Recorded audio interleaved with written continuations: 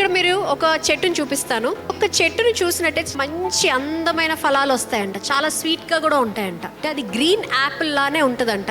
కానీ అది తిన్న కొద్ది క్షణాల్లోనే నోరంతా పూసి పెద్ద పెద్ద బాయిల్స్ వచ్చేస్తాయంట.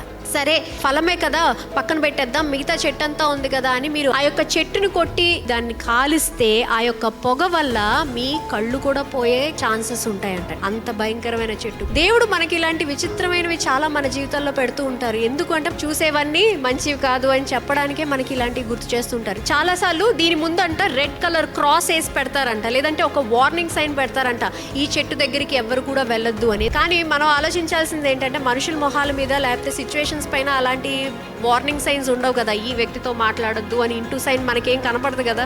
సో మనం ఏం చేయాలి? మన జ్ఞానం పరంగానే మనము ముందడుగు వేయాలి. మన జ్ఞానం పరంగానే మనము సంబంధాలు ఏర్పరచుకోవాలి. ఆ యొక్క సిచ్యువేషన్స్ని మనం సెట్ చేసుకుంటూ ఉండాలి. ఏదైనా అందంగా కనపడినా, ఆకర్షణీయంగా కనపడినా సరే అది మనకు మంచిదే అని ఆలోచించడం ఆపివేయాలి. మెరిసేదంతా బంగారము కాదు,